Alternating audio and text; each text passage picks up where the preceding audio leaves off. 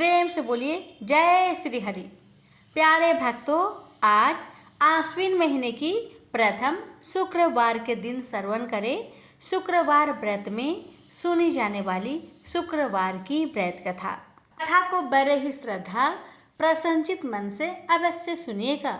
माता रानी आप सभी की मनोकामना को पूर्ण करे। प्रेम से बोलिए लक्ष्मी माता की जय हो। आइए श्रवण करते हैं शुक्रवार शुक्रदेव की व्रत कथा। मानिकपुर नगर में 3 दोस्त रहते थे। उनमें से एक काष्ठ, एक ब्राह्मण और एक वैश्य था। वे तीनों हमेशा साथ रहते थे। तीनों का विवाह हो चुका था। ब्राह्मण और काष्ठ के लड़के का गौना हो चुका था, लेकिन वैश्य पुत्र का भी गौना नहीं हुआ था। उनके दोस्त उसे अक्सर कहा करते थे कि दोस्त, तुम अपनी पत्नी को मायके से लेने क्यों नहीं जाते हो। अब वैश्य पुत्र धनराज ने अपनी पत्नी कुसुम को लाने का निश्चय कर लिया। दोस्तों की बात मानकर अगले ही दिन धनराज ने माता पिता से अपनी पत्नी कुसुम को लेने जाने की बात कहने लगा। उसकी बात सुनकर वे हैरान होते हुए बोले, बेटा, अभी शुक्र अस्त हो रहा है, इसलिए अभी बहू को लाना उचित नहीं है। कुछ दिन ठहर जाओ, रुक जाओ, फिर पत्नी को लेकर आना। लेकिन धनराज नहीं माना। वह कुसुम को लाने ससुराल पहुंच गया। फिर होना क्या था, ससुराल में धनराज की खूब आव भगत की गई। धनराज ने कुसुम को विदा करने के लिए कहा तो उनके सास ससुर ने कहा, बेटा, अभी शुक्र अस्त हो रहा है, ऐसे में लड़की को विदा नहीं करते। कुछ दिन ठहर जाओ बेटा, फिर हम कुसुम को खुशी खुशी तुम्हारे साथ विदा कर देंगे। लेकिन धनराज वहां भी जीत पर अड़ गया। अब दामाद की जीत को देखकर सास ससुर ने भी कुसुम को विदा कर दिया। अब धनराज अपनी पत्नी को लेकर बैलगाड़ी में बैठकर अपने घर को जा रहा था। अचानक बैल तेजी से भागने लगी।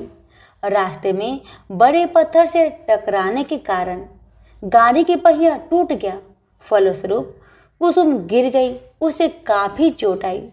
दोनों को आगे की यात्रा पैदल ही करनी पड़ी। सुनसान रास्ते से गुजरते हुए डाकुओं ने उन्हें लूट लिया। उनका सारा धन आभूषण और वस्त्र छीन लिए। किसी तरह दोनों ने अपने जान बचाते हुए अपने घर को पहुंचे। अब जब घर पहुंच गए तो हुआ ये कि धनराज के बिस्तर पर सांप चढ़ गया और धनराज को डस लिया। सेठ जी ने बड़े बड़े चिकित्सक बुलवाए, मगर कोई भी चिकित्सक जहर उतारने में सफल नहीं हुआ। दूर दूर से सपेरे बुलाए गए, लेकिन कोई भी धनराज को बचा नहीं सका। धनराज की मृत्यु हो गई। उसी समय पंडितों ने सेठ जी को एक बात बताई कि आपके बेटे ने शुक्रास्त होने पर बहू को विदा करा लाने का भूल किया है। यदि आप शुक्रवार की पूजा अर्चना करें और बहू शुक्रवार का व्रत करे तथा कथा सुनकर प्रसाद ग्रहण करे तो शुक्र देवता की अनुकंपा से धनराज पुनः जीवित हो सकता है। सेठ जी ने पंडितों की बात मानकर अपने मृत बेटे और बहू को वापस उसके ससुराल भेज दिया। कुसुम ने अपने घर में पहुंचकर अपने माता पिता को सारी कहानी बताई तो माता पिता ने कहा, बेटा, तुम चिंता मत करो, तुम शुक्रवार का व्रत श्रद्धा भक्ति के साथ करो, तुम्हारा पति जरूर ठीक होगा, भगवान पर भरोसा रखो। कुसुम ने अपने पति के लिए शुक्रवार का व्रत और पूजा पाठ किया। उनसे अपने पति की गलती के लिए क्षमा याचना मांगी। फलस्वरूप धनराज जीवित हो उठा। धनराज के जीवित हो जाने से घर में खुशियां ही खुशियां भर गई। तभी शुक्रदेव के जय जयकार करने लगे। उधर धनराज के माता पिता ने जब बेटे का जीवित होने का समाचार सुना तो उन्होंने भी शुक्रवार का व्रत किया और गरीबों को अन्न, वस्त्र और धन का दान किया। शुक्र उदय होने पर धनराज अपनी पत्नी कुसुम के साथ घर लौट आया। दोनों पति पत्नी शुक्रवार का अब विधिवत व्रत करने लगे। शुक्र भगवान की कृपा से उनके घर में धन्य धान्य की वर्षा होने लगी। उनके सभी कष्ट दूर होते चले गए। परिवार में सभी आनंद पूर्वक रहने लगे। जो भी भक्त श्रद्धा पूर्वक शुक्र देव की व्रत करते हैं, इनकी कथा का प्रेम पूर्वक श्रवण करते हैं, उनकी सभी कष्ट दूर हो जाती है और उनके घर में अन्न धन के भंडार भर जाते हैं। तो सभी प्रेम से बोलिए शुक्र देव की जय। बहुत समय पहले की बात है। बनारस के गांव में एक बड़े धनवान सेठ रहते थे। वह विष्णु भगवान के परम भक्त थे और हमेशा सच बोला करते थे। एक बार जब भगवान सेठ की प्रशंसा कर रहे थे, तभी माँ लक्ष्मी ने कहा, स्वामी, आप इस सेठ की इतनी प्रशंसा क्यों क्या करते हैं? क्यों ना आज उसकी परीक्षा ली जाए और जाना जाए कि क्या वह सचमुच इसके लायक है या नहीं। भगवान बोले, ठीक है देवी, जैसी आपकी इच्छा।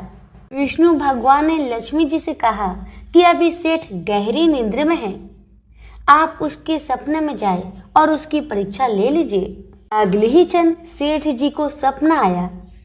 सपने में धन की देवी लक्ष्मी उनके सामने आई और बोली, हे मनुष्य, मैं धन की देवी धात्री लक्ष्मी हूँ।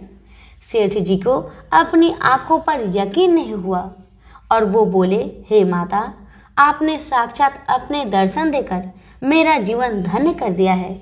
बताइए, मैं आपकी क्या सेवा कर सकता हूँ?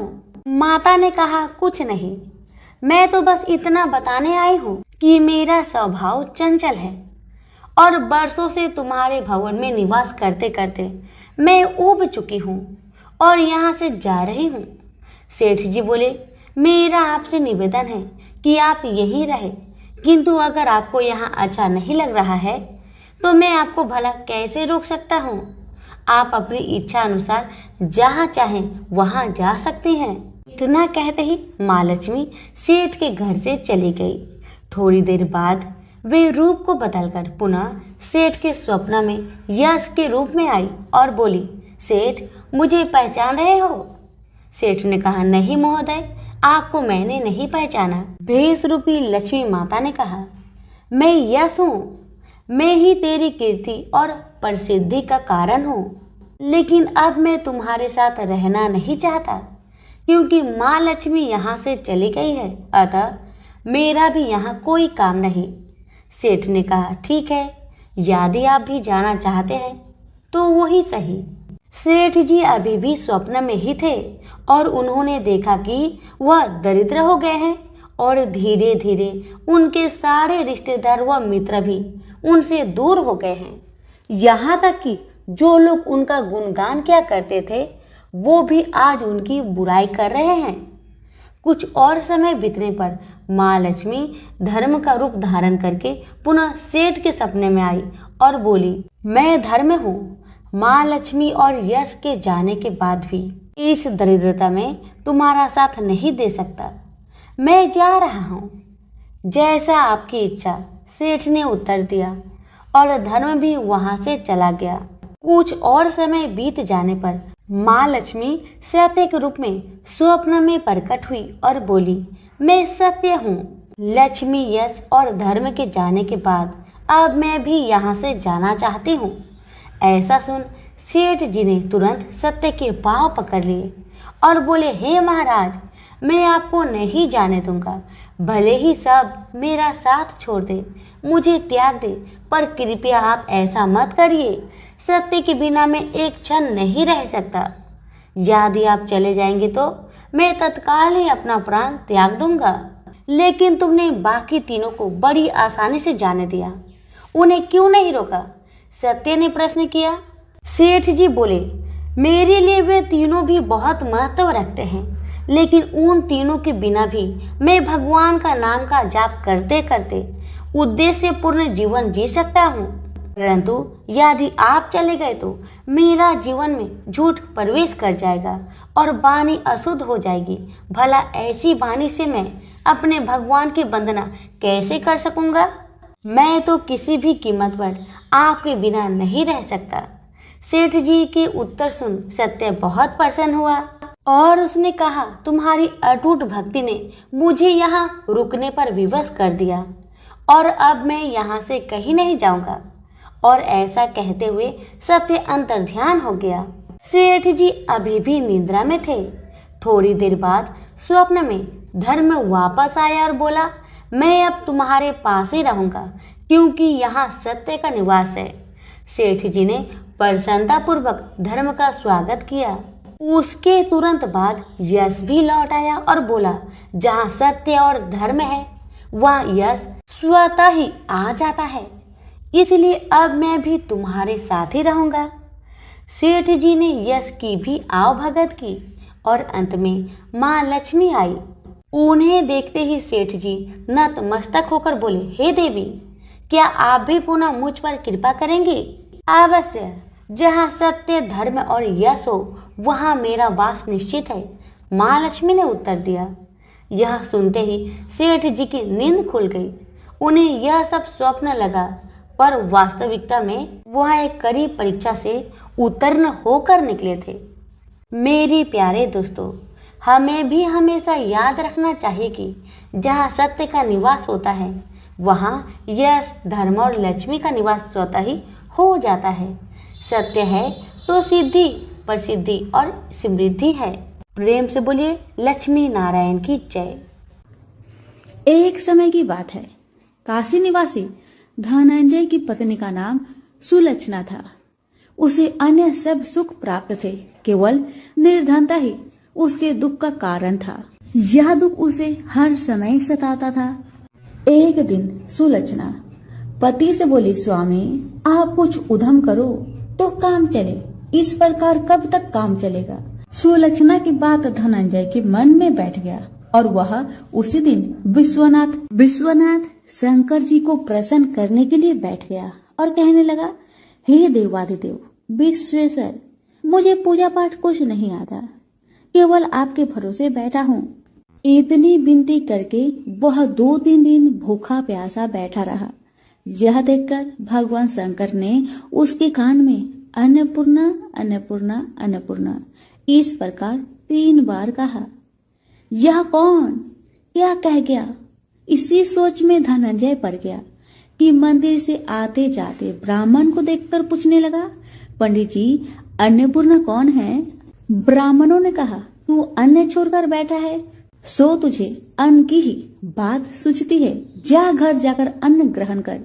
धनंजय घर गया, स्त्री से सारी बात कही। वह बोली, नाथ आप चिंता ना करें, स्वयं शंकर जी ने यह मंत्र आपको दिया है, वे स्वयं ही खुलासा करेंगे, आप फिर जाकर उनकी आराधना करें। धनंजय फिर जैसा का तैसा पूजा में बैठ गया।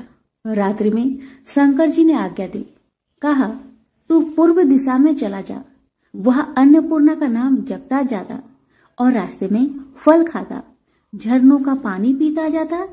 इसी प्रकार कितने ही दिनों तक चलता गया। वहां उसे चांदी सी चमकती वन की शोभा दिखने में आई। सुंदर सरोवर दिखने में या उसके किनारे कितनी ही अप्सराएं झुंड बनाए बैठी थी और सब माँ अन्नपूर्णा इस प्रकार बार बार कहती थी। यह अगहन मास की उजेली रात्रि थी और आज से ही व्रत का ये आरंभ था। जिस शब्द की खोज करके वह निकला था वह उसे वहां सुनने को मिला। धनंजय ने उनके पास जाकर पूछा, हे देवियों आप यह क्या कर रही हो? उन सब ने कहा, हम सब माँ अन्नपूर्णा का व्रत करते हैं। व्रत करने से क्या होता है?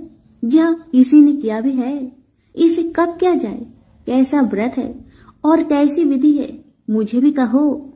वे कहने लगी, इस व्रत को सब कोई कर सकता है। 21 दिन तक के लिए 21 गांठ का सूत लेना चाहिए। 21 दिन या दिन ना बने तो 1 दिन उपवास करे, या भी ना बने तो केवल कथा सुनकर प्रसाद ले। निराहार रहकर कथा कहे तथा सुनने वाला कोई ना मिले तो पीपल के पत्तों को रख, सुपारी या घृत कुमारी वृक्ष को सामने कर, दीपक को साक्षी कर, सूर्य, गाय, तुलसी या महादेव को बिना कथा सुनाए मुख में दाना न डाले। यदि भूल से कुछ पड़ जाए तो 1 दिवस फिर उपवास करे। व्रत के दिन क्रोध न करे और झूठ ना बोले। धनंजय बोला, इस व्रत के करने से क्या होगा? वे कहने लगी, इसके करने से अंधों को नेत्र मिले, लूलों को हाथ मिले, निर्धन के घर धन आए, बाझिन को संतान मिले, मूर्खों को विद्या आए। जो जिस कामना से व्रत करे माँ उसकी इच्छा पूरी करती है। वह कहने लगा, बहनों, मेरे भी धन नहीं है, विद्या नहीं है, कुछ भी तो नहीं है। मैं तो दुखिया ब्राह्मण हूँ, मुझे इस व्रत का सूत दोगी? हाँ भाई, तेरा कल्याण हो, तुझे देगी। ले, इस व्रत का मंगल सूत्र ले। धनंजय ने व्रत किया। व्रत पूरा हुआ तभी सरोवर में से 21 खंड की स्वर्ण सीढ़ी हीरा मोती जड़ी प्रकट हुई। धनंजय जय अन्नपूर्णा अन्नपूर्णा कहता जाता था।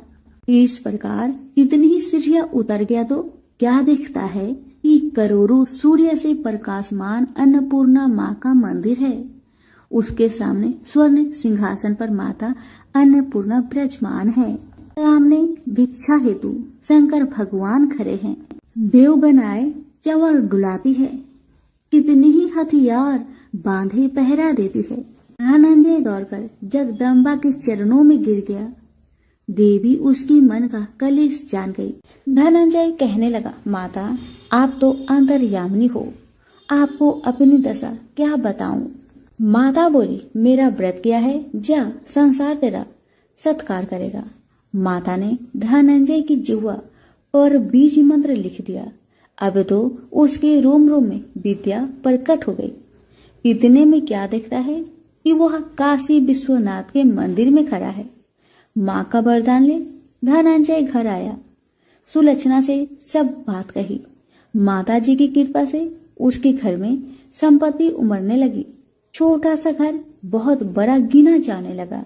जैसे शहद के पत्तों में मक्खियां जमा होती है, उसी प्रकार उनके सगे संबंधी आकर उसकी बड़ाई करने लगे। कहने लगे, इतना धन और इतना बड़ा घर, सुंदर संतान नहीं हो तो इस कमाई का कौन भोग करेगा? सुलक्षणा से संतान नहीं है, इसलिए तुम दूसरा विवाह करो। अनिच्छा होते हुए भी धनंजय को दूसरा विवाह करना पड़ा और सती सुलक्षणा को सौत का दुख उठाना पड़ा। इस प्रकार दिन बीतते गया। फिर अगहन मास आया। नए बंधन से बंधे पति से सुलक्षणा ने कहलाया कि हम व्रत के प्रभाव से सुखी हुए हैं, इस कारण यह व्रत छोड़ना नहीं चाहिए। यह माता जी का प्रताप है जो हम इतने संपन्न और सुखी है। सुलक्षणा की बात सुन धनंजय उसके यहाँ आया और व्रत में बैठ गया।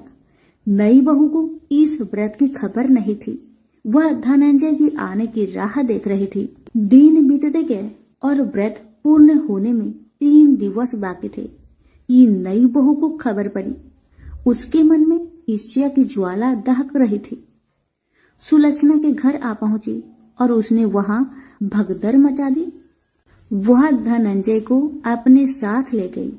नए घर में धनंजय को थोड़ी देर के लिए निंद्रा ने आ दबाया। इसी समय नई बहू ने उसका व्रत का सूत तोड़कर आग में फेंक दिया। अब तो माता जी का कोप जाग गया। घर में अकस्मात आग लग गई।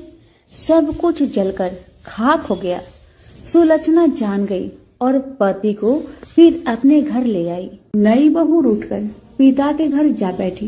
पति को परमेश्वर मानने वाली सुलक्षणा बोली, नाथ, घबराना नहीं, माता जी की कृपा अलौकिक है। पुत्र कुपुत्र हो जाता है और माता कुमाता नहीं होती। अब आप श्रद्धा और भक्ति से आराधना शुरू करो, वे जरूर हमारा कल्याण करेगी।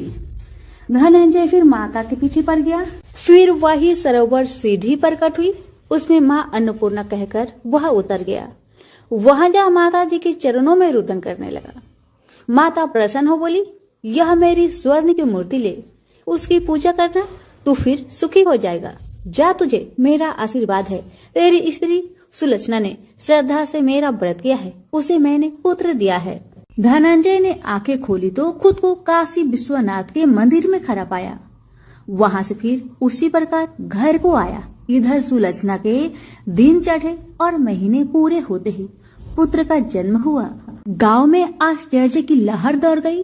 मांदा आने लगा। इस प्रकार उसी गांव के निसंतान सेठ के पुत्र होने पर उसने माता अन्नपूर्णा का मंदिर बनवा दिया। उसमें माताजी धूमधाम से पधारी, यज्ञ किया और धनंजय को मंदिर का आचार्य का पद दे दिया। जीविका के लिए मंदिर की दक्षिणा और रहने के लिए बड़ा सा सुंदर भवन दिया। धनंजय स्त्री पुत्र सहित वहां रहने लगा। माताजी की चढ़ावे में भरपूर आमदनी होने लगी। उधर नई बहू के पिता के घर डाका पड़ा, सब लूट गया। वे भीख मांगकर पेट भरने लगे। सुलक्षणा ने यह सुना तो उन्हें बुलावा भेजा, अलग घर में रख लिया और उनके अन्न वस्त्र का प्रबंध कर दिया। धनंजय, सुलक्षणा और उसका पुत्र माताजी की कृपा से आनंद से रहने लगे। माताजी ने जैसे इनके भंडार भरे वैसे सबके भंडार भरे। प्रेम से बोलिए अन्नपूर्णा माता की जय। मनोहर एक प्राइवेट फर्म में साधारण पद पर कार्य करता था। जितना वेतन मिलता था उसमें घर खर्च मुश्किल से ही पूरा हो पाता था। यही कारण था कि वह धन का यथोचित संग्रह नहीं कर पाया। उसने इतना अवश्य किया था कि अपनी लड़की रचना को अच्छी शिक्षा दिलाने में लापरवाही नहीं बरती थी। रंजना जितनी खूबसूरत थी उतनी ही गुणवान व बुद्धिमान थी। समय के साथ साथ उसने यौवन की दहलीज पर कदम रखा। एक दिन मनोहर की पत्नी माधवी ने कहा, सुनो जी, लड़की अब सयानी हो गई है, इसके बारे में कुछ सोचा है आपने? मनोहर ने कहा, तुम चिंता क्यों करती हो? भाग्यवान, हमारी बिटिया में क्या कमी है? वह सुंदर है, गुणवान है, बुद्धिमान है।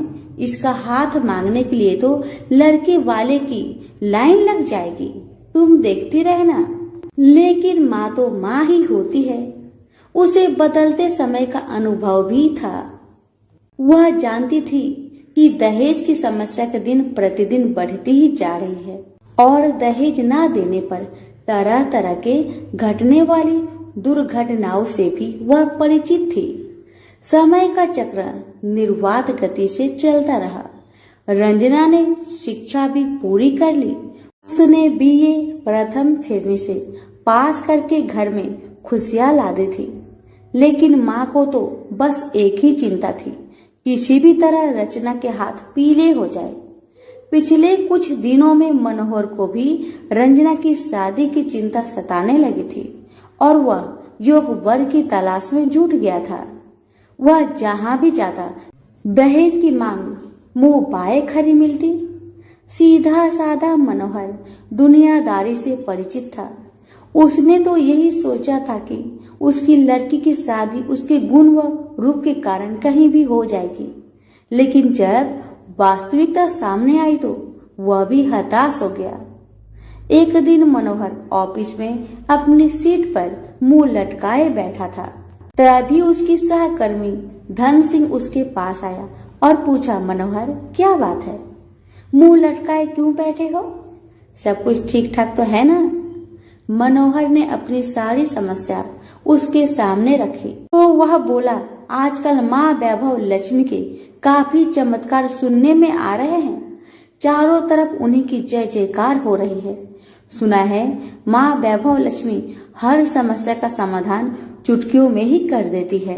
मेरा तो कहना है कि तुम भी उनकी शरण में चले जाओ।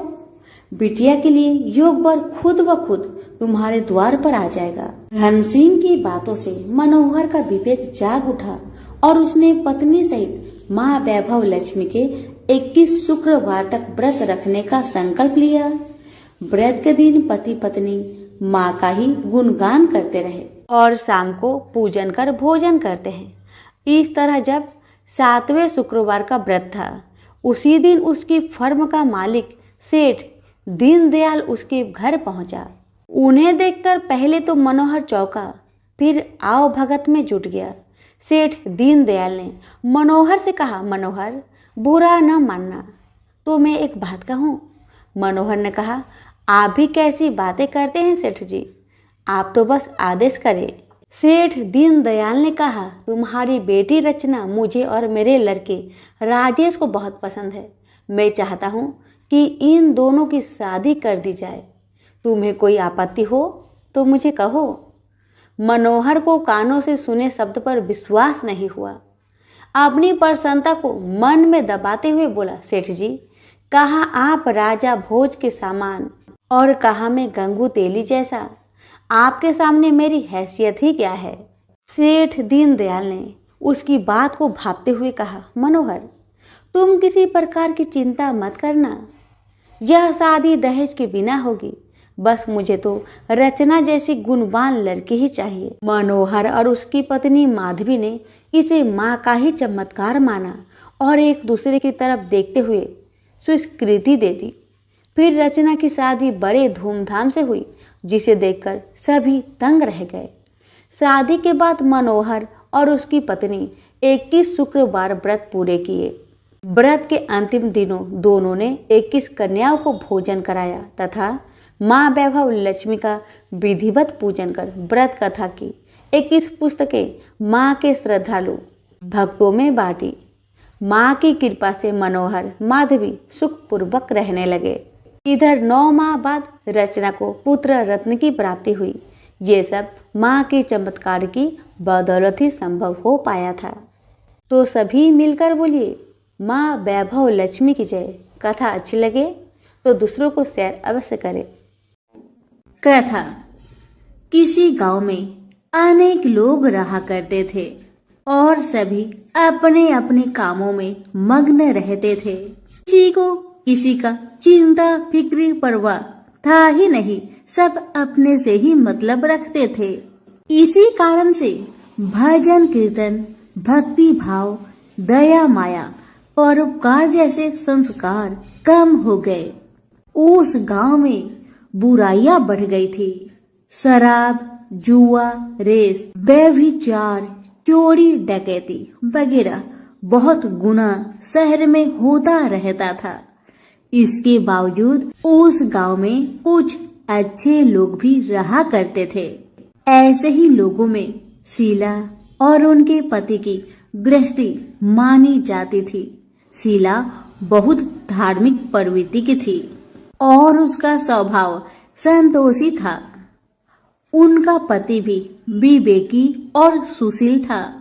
शीला और उसका पति कभी किसी की बुराई नहीं किया करते थे और प्रभु भजन में अच्छी तरह समय व्यतीत करते थे। शहर के लोग उनकी गृहस्थी की सराहना करते थे। देखते ही देखते दिन बीतने लगा, समय बदल गया।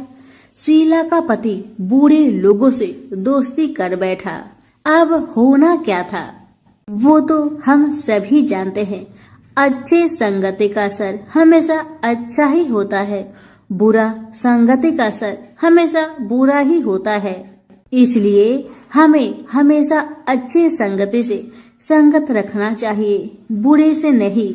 अब जब शीला का पति बूढ़े लोगों से दोस्ती कर बैठा, अब वह जल्द से जल्द करोड़पति बनने का ख्वाब देखने लगा। इसलिए वह गलत रास्ते पर चल पड़ा। फलस्वरूप वह रोडपति बन गया। कहा जाता है ना, लालच बुरी बला है, इसीलिए लालच नहीं करना चाहिए। अपना ईमानदारी और मेहनत से आगे बढ़ना चाहिए।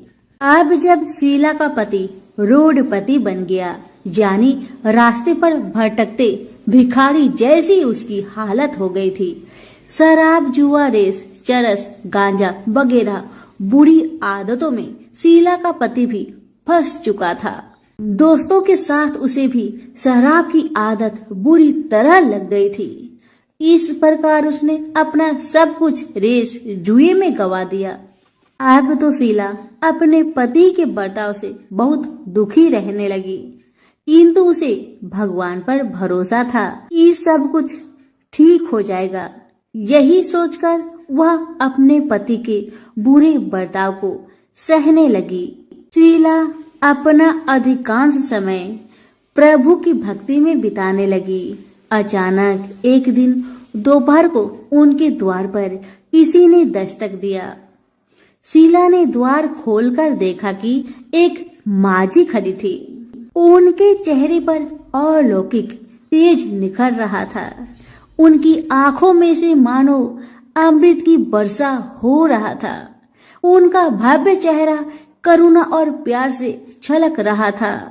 उनको देखते ही शीला के मन में अपार शांति छा गई, सारी चिंता मिट गई। शीला के रोम रोम में आनंद छा गया। शीला उस माजी को आदर के साथ अपने घर ले आई। दुख का बात यह था कि शीला के घर में बैठाने के लिए कुछ भी नहीं था कि माजी को किस पर बैठाया जाए। बेचारी यह सोच विचार के उसने एक सकुचाकर एक फटी हुई चादर पर उनको बिठाया और शीला ने कहा, माजी, मेरे घर में और कुछ भी नहीं है जो मैं आपको बैठा सकूं, इसलिए माँ मुझे माफ करना, मैं आपको फटी हुई चादर पर बैठा रही हूँ। माँ तो शीला की बातों से मंद मंद मुस्कुरा रही थी। माँ तो शीला की हर कहानी को जानती थी कि उसका पति उसके साथ कैसा व्यवहार कर रहा है। बेचारी कितने दुख में है। शीला के बातें सुन माजी प्रेम भरी शब्दों से बोली, शीला, क्यों मुझे तुमने पहचाना नहीं? हर शुक्रवार को लक्ष्मी जी के मंदिर में भजन कीर्तन के समय मैं ही तो वहां आती हूँ। इसके बावजूद शीला कुछ नहीं समझ पा रही थी। फिर माजी ने कहा, तुम बहुत दिनों से मंदिर नहीं आ रही हो, अतः मैंने सोचा चलो मैं ही देख लेती हूँ। माजी के अति प्रेम भरे शब्दों से शीला का हृदय पिघल गया। उसकी आंखों में आंसू आ गए और वह बिलख बिलख कर जोर जोर से रोने लगी। शीला को रोते देखकर माजी ने कहा, बेटी, सुख और दुख तो धूप और छाव जैसे होते हैं, धैर्य रखो बेटी, धैर्य रखो। और तुझे क्या परेशानी है, मुझे सारी परेशानी बता दे।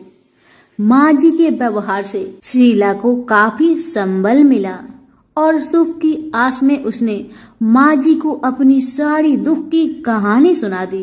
कहानी सुनकर माजी ने कहा, कर्म की गति न्यारी होती है। हर इंसान को अपने कर्म भुगतने ही पड़ते हैं। इसलिए बेटी, तू चिंता मत कर, अब तू कर्म भुगत चुकी है। अब तुम्हारे सुख के दिन अवश्य आएगी। तू माँ लक्ष्मी जी की भक्त है। माँ लक्ष्मी जी तो प्रेम और करुणा की अवतार है। वे अपने भक्तों पर हमेशा ममता छिड़कती है। इसलिए तू धैर्य रखकर माँ लक्ष्मी का व्रत कर, इससे सब कुछ ठीक हो जाएगा। तुम्हारा दुख दर्द सब समाप्त हो जाएगा और तुम्हारे घर में अन्न धन का भंडार भर जाएगा। बस श्रद्धा भक्ति से माँ लक्ष्मी का व्रत करो। माँ जी की बात सुन शीला पूछने लगी, माँ, व्रत की विधि तो मुझे पता नहीं। तब माँ जी ने उसे व्रत की सारी विधि भी बताई। माँ जी ने कहा, बेटी, माँ लक्ष्मी जी का व्रत बहुत सरल है। उसे वर लक्ष्मी व्रत या वैभव लक्ष्मी व्रत कहा जाता है। यह व्रत करने वाले की सब मनोकामना पूरी होती है। वह सुख संपत्ति और यश प्राप्त करता है। शीला यह सब सुनकर आनंदित हो उठी। शीला ने संकल्प करके आंखें खोली तो सामने कोई नहीं था। वह विस्मित हो गई कि माँ जी कहाँ गई? अभी तो माँ जी मेरे सामने खड़ी थी। शीला को तत्काल यह समझने में देर नहीं लगी कि माँ जी कोई और नहीं, साक्षात माँ लक्ष्मी ही थी। दूसरे दिन शुक्रवार था। सवेरे स्नान करके स्वच्छ कपड़े पहनकर शीला ने माँ जी द्वारा बताई विधि से पूरे मन से श्रद्धा भक्ति से व्रत किया और आखिर में प्रसाद वितरण हुआ। यह प्रसाद पहले पति को खिलाया। प्रसाद खाते ही पति के स्वभाव में फर्क पड़ गया। माँ लक्ष्मी की कृपा से उसका पति जिस दिन प्रसाद खाया उस दिन अपनी पत्नी को मारा पीटा नहीं, सताया भी नहीं। शीला को बहुत अच्छा लगा। शीला के मन में तो अब पहले से भी ज्यादा वैभव लक्ष्मी व्रत के लिए श्रद्धा बढ़ गई। शीला ने पूर्ण श्रद्धा भक्ति के साथ 21 शुक्रवार तक वैभव लक्ष्मी व्रत किया। 21वें शुक्रवार को माँ जी के कहे मुताबिक उद्धापन विधि करके 7 स्त्रियों को वैभव लक्ष्मी व्रत की 7 पुस्तक उपहार में दी। फिर माता जी के धन लक्ष्मी स्वरूप की छवि को बंधन करके भाव से मन ही मन प्रार्थना करने लगी। हे माँ धन लक्ष्मी, मैंने आपका वैभव लक्ष्मी व्रत करने की मन्नत मानी थी, वह व्रत आज पूर्ण किया है। हे माँ, मेरी हर विपत्ति को दूर करो, हमारा सबका कल्याण करो। जिसे संतान ना हो माँ, उसे संतान देना। सौभाग्यवती स्त्री का सौभाग्य को माँ अखंड रखना। कुंवारी लड़कियों को मन भावन पति देना। जो आपका यह चमत्कारी वैभव लक्ष्मी व्रत करे, उनकी सब विपत्ति को दूर करना, सभी को सुखी रखना। हे माँ, आपकी महिमा अपार है। ऐसा बोलकर लक्ष्मी जी के धन लक्ष्मी स्वरूप की छवि को प्रणाम किया।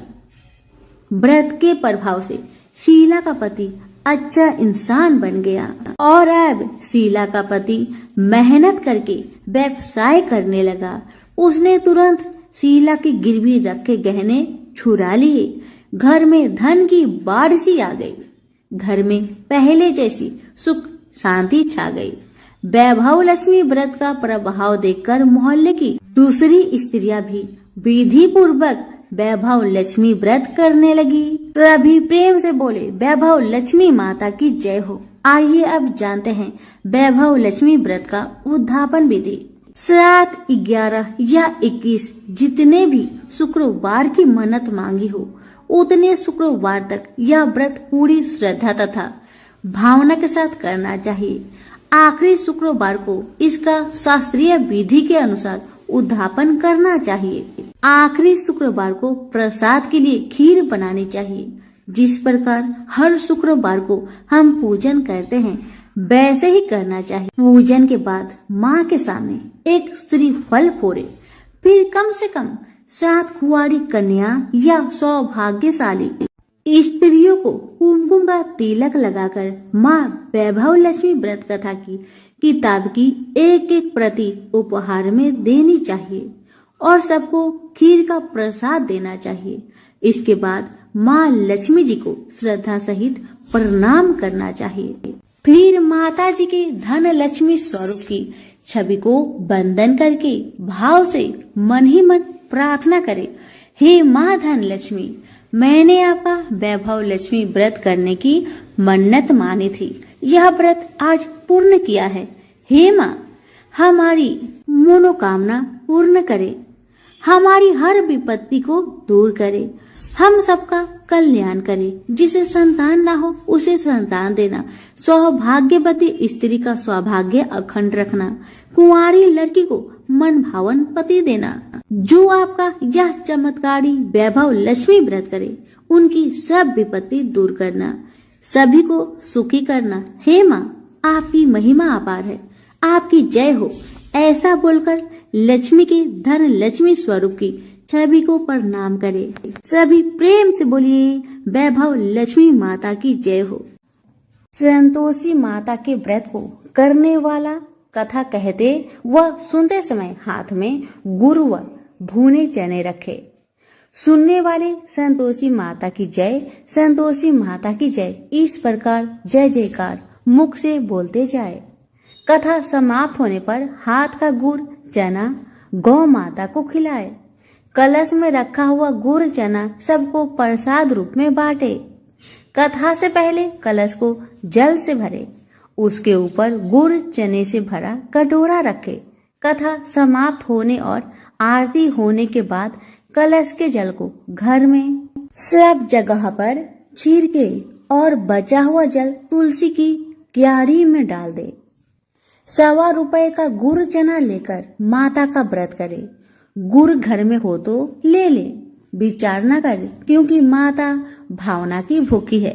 कम ज्यादा का कोई विचार नहीं चाहिए। जितना भी आपसे बन पड़े अर्पण करे। श्रद्धा और प्रेम से प्रसन्न मन हो व्रत करना चाहिए। व्रत के उद्यापन में 2.5 सेर खाजा मोमन दाल पूड़ी, खीर चने का साग नैवेद्य रखे, घी का दीपक जला, संतोषी माता की जय जयकार बोले, नारियल फोड़े। इस दिन घर में कोई खटाई न खाए और न किसी को खाने को दे। इस दिन 8 लड़कों को भोजन कराए। देवर जेठ के लड़के मिलते हो तो दूसरों को न बुलाना। कुटुंब में न मिले तो ब्राह्मण के रिश्तेदारों के या फिर पड़ोसियों के लड़के को बुलाए। उन्हें खटाई की कोई वस्तु ना दे तथा भोजन कराकर यथाशक्ति दक्षिणा दे। नगद पैसे ना दे, कोई वस्तु दक्षिणा में दे।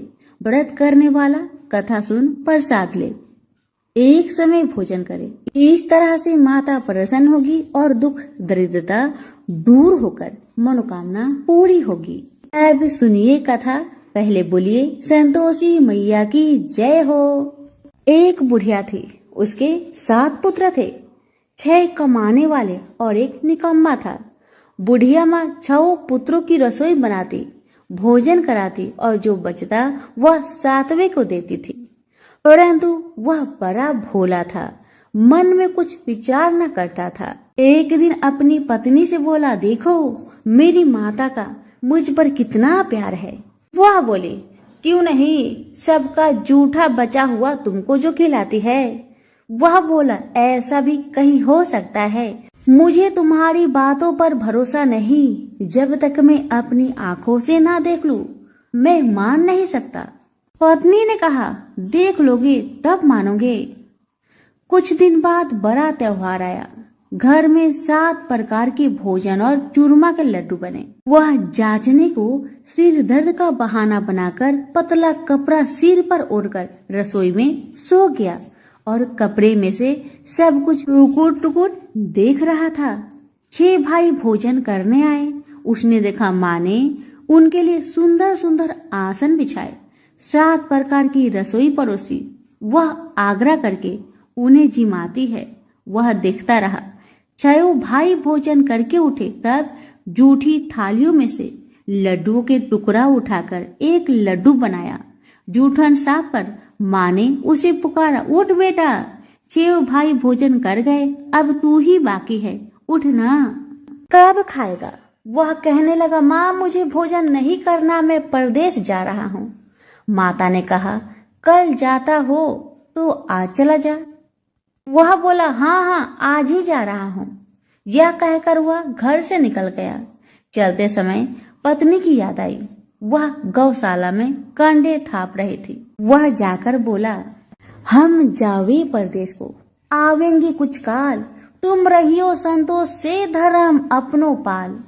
वह बोली, जाओ पिया आनंद से, हमरो सोच हटाए, राम भरोसे हम रहे, ईश्वर तुम्हें सहाय।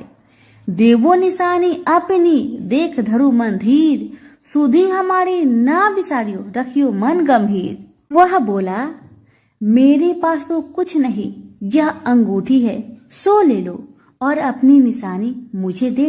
वह बोली, मेरे पास क्या है, यह गोबर भरा हाथ है। यह कह उसकी पीठ में गोबर की हाथ की थप्पी मार दी। वह चला गया। चलते चलते दूर देश में पहुंचा।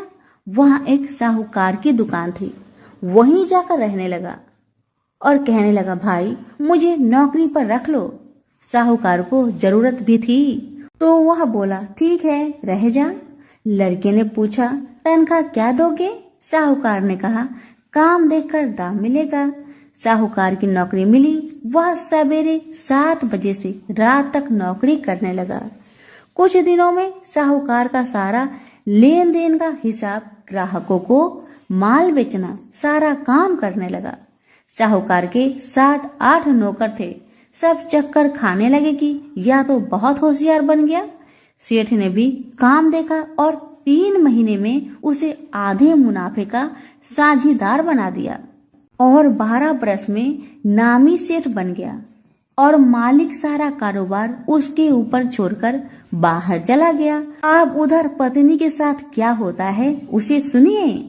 सास ससुर उसे दुख देने लगे। सारी गृहस्थी का काम करा के उसे लकड़ी लेने जंगल में भेज दे और घर की रोटियों के आटे से जो भूसी निकलती थी उसकी रोटी बनाकर रख दी जाती थी और फूटी नारियल की खोपड़ी में पानी। इस तरह दिन बीतते रहे। एक दिन की बात है, वह लकड़ी लेने जा रही थी कि रास्ते में बहुत सी स्त्रियां संतोषी माता की व्रत करती दिखाई दी।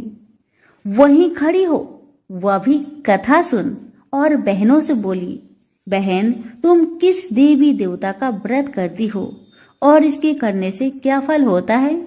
इस व्रत की करने की विधि क्या है? यदि तुम अपने इस व्रत का विधान मुझे समझाकर कहोगी तो मैं भी तुम्हारा बड़ा एहसान मानूंगी। तब उनसे एक स्त्री बोली, सुनो, यह संतोषी माता का व्रत है। इसके करने से निर्धनता, दरिद्रता का नाश होता है, लक्ष्मी आती है, मन की चिंताएं दूर होती है, घर में होने से मन को सुख, प्रसन्नता और शांति मिलती है।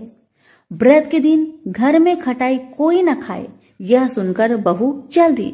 रास्ते में लकड़ी बोझ को बेच दिए और उन पैसों से गुड़ चना ले माता के व्रत की तैयारी कर आगे चली गई और सामने मंदिर देख पूछने लगी, यह मंदिर किसका है? सब बच्चे कहने लगे, संतोषी माता का मंदिर है। यह सुन माता के मंदिर में जा माता के चरणों में लौटने लगी। दिन हो विनती करने लगी, माँ, मैं निपट मूर्ख हूँ, व्रत के नियम कुछ नहीं जानती, मैं बहुत दुखी हूँ। हे माता जगत जननी, मेरा दुख को दूर कर, मैं तेरी शरण में हूँ। माता को दया आई। एक शुक्रवार बीता कि दूसरे शुक्रवार को ही इसके पति का पत्र आया और तीसरे को उसका भेजा पैसा भी आ गया। यह देख जेठानी मुंह सिकुड़ने लगी, इतने दिनों में इतना पैसा आया, इसमें क्या बुराई है? लड़के ताने देने लगे कि काकी बुलाने से भी नहीं बोलेगी। बेचारी सरलता से कहती, भैया पत्र आवे, रुपया आवे तो हम सबके लिए अच्छा है। ऐसा कहकर आंखों में आंसू भरकर संतोषी माता के मंदिर में आ मातेश्वरी के चरणों में गिरकर रोने लगी। माँ, मैंने तुमसे पैसा नहीं, मुझे पैसे से क्या काम है माँ? मुझे तो अपने सुहाग से काम है। मैं तो अपनी स्वामी के दर्शन और सेवा मांगती हूँ। तब माता ने प्रसन्न होकर कहा, जा बेटी, तेरी स्वामी आएगा। यह सुन खुशी से बावली हो घर का काम काज करने लगी। अब संतोषी माँ विचार करने लगी, इस भोली पुत्री से मैंने तो कह दिया तो उसका पति आएगा, पर आवेगा कहाँ से? वह तो इसे सपने में भी याद नहीं करता। उसे याद दिलाने के लिए मुझे जाना पड़ेगा। इस तरह माता बुढ़िया के सपने में जा प्रकट हो कहने लगी, साहूकार के बेटे, सोता है या तू जागता है? वह बोला, माता, सोता भी नहीं जागता भी नहीं, बीच में ही हूँ, कहो क्या आज्ञा है? माँ कहने लगी, तेरा घर बार कुछ है या नहीं? वह बोला, मेरा सब कुछ है माँ, बाप, भाई, बहन व पत्नी, क्या कमी है?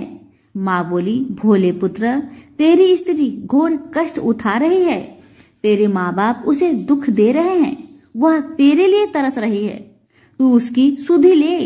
वह बोला, माता, यह तो मुझे मालूम है, परंतु जाओ कैसे? परदेश की बात है, लेन देन का कोई हिसाब नहीं, जाने का कोई रास्ता नजर नहीं आता माँ, कैसे चला जाऊँ?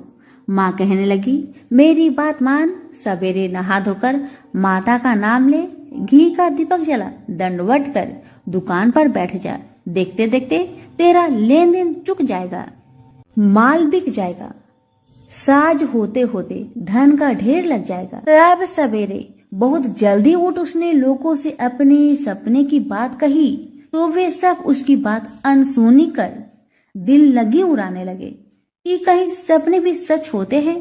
एक बूढ़ा बोला, देख भाई, मेरी बात मान, इस तरह साच झूठ करने के बदले देवता ने जैसा कहा है वैसा ही करो, तेरा इसमें क्या जाता है? अब बूढ़े की बात मानकर नहा धोकर संतोषी माता को दंडवत कर घी का दीपक जलाकर दुकान पर बैठ गया। थोड़ी देर में क्या देखता है कि दिन वाले रुपए लाए, लेने वाले हिसाब लेने लगे, कोठे में भरे सपनों के खरीदार नगद दाम में सौदा करने लगे। शाम तक धन का ढेर लग गया। माता का यह चमत्कार देख खुश हो मन में माता का नाम ले घर जाने की वास्ते गहना कपड़ा खरीदने लगा और वहां के काम से निपटकर तुरंत रवाना हुआ। वहां पत्नी बेचारी जंगल में लकड़ी लेने जाती। लौटते वक्त माता जी के मंदिर में विश्राम करती है। वह तो उसका रोज रुकने का स्थान ठहरा।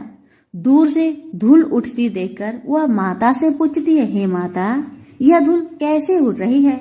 माँ कहती है, हे पुत्री, तेरा पति आ रहा है। अब तू ऐसा कर, लकड़ियों के 3 बोझ बना ला। एक नदी के किनारे रख, दूसरा मेरे मंदिर पर और तीसरा अपने सिर पर रख। तेरे पति को लकड़ी का गट्ठा दिख मोह पैदा होगा। वह वहाँ रुकेंगे, नाश्ता पानी बना खा पीकर माँ से मिलने जाएगा। तब तू लकड़ी का बोझ उठाकर जाना और बीच में चौक के गट्ठा डालकर 3 आवाजें लगाना। लो सासू जी, लकड़ियों का गट्ठा लो, भूसे की रोटी दो, नारियल के खोपरे में पानी दो, आज मेहमान कौन आया है? माँ की बात सुन उसने कहा, बहुत अच्छा माता, कहकर प्रसन्न हो लकड़ियों के 3 गट्ठे ले आई। एक नदी के तट पर, एक माता के मंदिर पर रखा। इतने में ही मुसाफिर आ पहुंचा। सूखी लकड़ी देख उसके पति की इच्छा हुई कि यही निवास करे और भोजन बना खा पीकर गांव जाए। इस प्रकार भोजन बना विश्राम करके वह गांव को गया। जब वह सबसे प्रेम से मिल रहा था, उसी समय पत्नी सिर पर लकड़ी का गट्ठा लिए आती है। लकड़ी की भारी बोझ आंगन में रखकर जोर से 3 आवाज देती है। लो सासू जी, लकड़ी का गट्ठा लो, भूसे की रोटी दो, नारियल के खोपरे में पानी दो, आज कौन मेहमान आया है? यह सुनकर उसकी सास अपने दिए हुए कष्टों को भुलाने हेतु कहती है, बहू ऐसा क्यों कहती है? तेरा मालिक ही तो आया है। आ बैठ जा, मीठा भात खा, भोजन कर, कपड़े गहने पहन। इतने में आवाज सुन उसका स्वामी बाहर आता है और अंगूठी देख व्याकुल हो माँ से पूछता है, माँ यह कौन है? माँ कहती है, बेटा यह तेरी पत्नी है। आज 12 वर्ष हो गए जब से तू गया है, तब से सारे गांव में जानवर की तरह भटकती रहती है। कामकाज घर का कुछ नहीं करती है, 4 समय आकर खा जाती है। अब तुझे देखकर भूसी की रोटी और नारियल के खोपरे में पानी मांगती है। वह लज्जित हो बोला, ठीक है माँ, मैंने इसे भी देखा है और तुम्हें भी देखा है। अब मुझे दूसरे घर की ताली दे दो, उसमें रहूं। तब माँ बोली, ठीक है बेटा, तेरी मर्जी। इतना कहकर ताली का गुच्छा पटक दिया। उसने ताली लेकर दूसरे कमरे में जो तीसरी मंजिल के ऊपर था उसे खोलकर सारा सामान जमाया। एक दिन में ही वहाँ राजा के महल जैसा ठाट बाट बन गया। अब क्या था, वो दोनों सुखपूर्वक रहने लगे। इतने में अगला शुक्रवार आया। बहू ने अपने पति से कहा कि मुझको माँ का उद्यापन की तैयारी करना है और इतना कहकर तैयारी करने लगी। जेठ के लड़कों को भोजन के लिए कहने गई। उन्होंने मंजूर किया, परंतु पीछे जेठानी बच्चों को सिखाती है, देखो रे, भोजन के समय खटाई मांगना जिससे उसका उद्यापन पूरा ना हो। लड़के जीवने आए, खीर पेट भर खाए, परंतु याद आते ही कहने लगे, हमें कुछ खटाई दो, खीर खाना हमें भाता नहीं, खीर देखकर तो हमें अरुचि होती है। बहू कहने लगी, खटाई किसी को नहीं दी जाएगी, यह तो संतोषी माता का प्रसाद है। लड़के उठ खड़े हुए और बोले, पैसे लाओ। भोली बहू कुछ जानती नहीं थी, सो उन्हें पैसे दे दिए। लड़के उसी समय उठ इमली लाकर खाने लगे। यह देखकर संतोषी माता बहू पर क्रोधित हुई। राजा के दूत उसके पति को पकड़ कर ले गए। जेठ जेठानी मन माने खोटे वचन कहने लगे। लूट लूट कर धन इकट्ठा कर लाया था, सो राजा के दूत उसको पकड़ कर ले गए। अब सब मालूम पड़ जाएगी जब जेल की मार खाएगा। बहू से वचन सहन नहीं हुए। वह रोती रोती माता के मंदिर में गई और बोली, हे माता, तुमने ये क्या किया? मुझे हंसाकर अब क्यों रुलाती हो माँ? तब माता बोली, पुत्री, तूने उद्धापन करके मेरा व्रत भंग किया, इतनी जल्दी सब बातें भुला दी। वह कहने लगी, माता भूली तो नहीं हूँ, न कुछ अपराध किया है, मुझे तो लड़कों ने भूल में डाल दिया, मैंने भूल से उन्हें पैसे दे दिए, मुझे क्षमा करो माँ, मुझे क्षमा करो। माँ बोली, ऐसे कहीं भूल होती है? वह बोली, माँ मुझे माफ कर दो माँ, मैं फिर से तुम्हारा उद्धापन करूंगी। माँ बोली, अब भूल जा पुत्री, तेरा मालिक तुझे रास्ते में ही आता मिलेगा। वह घर को चली। रास्ते में उसका पति आता मिला। उसने पूछा, तुम कहाँ गए थे? तब वह कहने लगा, इतना धन जो मैं कमाया हूँ उसका टैक्स राजा ने मांगा था, वह भरने गया था। वह प्रसन्न हो बोली, भला हुआ, अब घर चलो। कुछ दिन बाद फिर शुक्रवार आया। वह बोली, मुझे माता का उद्धापन करना है। पति ने कहा, करो फिर। जेठ के लड़कों से भोजन को कहने गई। जेठानी ने एक दो बातें सुनाई और लड़कों को सिखा दिया कि तुम पहले ही खटाई मांगने लगना। लड़के कहने लगे, हमें खीर खाना नहीं भाता, जी बिगड़ता है, कुछ खटाई खाने को देना। वह बोली, खटाई खाने को नहीं मिलेगा, खाना हो तो खाओ, अन्यथा तुम जा सकते हो। और बेचारी ब्राह्मण के लड़कों को लाकर भोजन कराने लगी। यथाशक्ति दक्षिणा की जगह एक एक फल उन्हें दिया। इससे संतोषी माँ प्रसन्न हुई। माता की कृपा होते ही 9वें मास उसको चंद्रमा के समान सुंदर पुत्र उत्पन्न हुआ। पुत्र को लेकर प्रतिदिन माता जी के मंदिर जाने लगी।